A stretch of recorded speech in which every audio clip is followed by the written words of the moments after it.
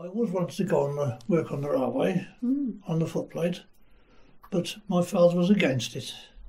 You worked any hours of the day and night, and you got no social life whatever. You were just, well, going to work. The first turn started in the morning at 2:10, so in the middle of the night. The next one, and you worked through till about 9:30 in the morning.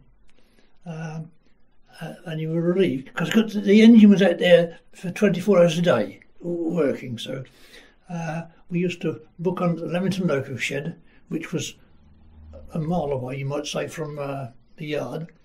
And we used to walk down from the book on there, walk down to the yard and relieve the men on the engine. So the engine came out from the shed in the morning about 3 o'clock because we got to prepare it. And then we went down to the yard, and the engine had been there for the previous 24 hours, came back to the shed again. So that was the end of that. Trains came from the contrary direction. That's from here, you know. And most of it was coal, not necessarily, but most of it was coal. Not just for Leamington. Some was for Leamington, obviously, but the rest was for going forward particularly to Banbury, because that's where the main marshalling yards were at Banbury. And the trains used to come and sort of pull it to the back of the Avenue station, which is there, look, somewhere there, and then push back into these sidings here. They're still there, those sidings, aren't they? They are.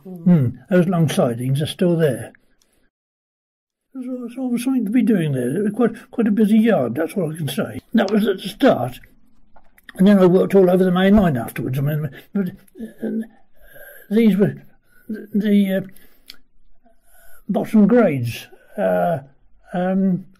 You started off as an engine cleaner. You were made a fireman, and then you worked with a young driver.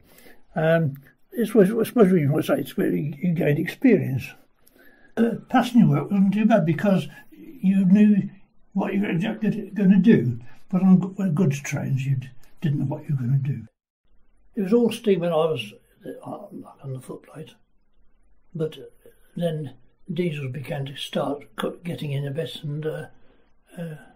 and steam was being phased out. It wasn't a very good job if you didn't get on with your mate, because you were sort of close proximity to you, sort of, you know what I mean. You have somebody 8 hours a day working with somebody you didn't like. But generally speaking, I had pretty good mates. We got on well together, you know. But there were instances where chaps didn't get on, and that was it. But you were still really had to stick it. That was it. I remember what some chaps. They were together 13 years together, and they never got on those 13 years. Well, it's a big part of your life, isn't it? Yeah. You could say a third of your working life, not to have got on. We took iron in sand and coke. I suppose they must have had perhaps, I don't know, 25, 30 wagons a day. They would have had one form or another. And then we took the finished product out and were making agricultural things during the war. Up until about 1941, that's just before I started, men worked what they used to refer to as double home. They would work from the home depot away. We were just to London. We were just suppose stay, have a break, and work a train back again the next day, or what it might be saying. So you were at home, but there was so much trouble with the war and bombing and chaps sort of being away from home. They brought in what they call a zone system, whereby we booked on and then worked for trains from Leamington and work back again at the end of the shift, like you know. So we finished up back at our own depot one way or another.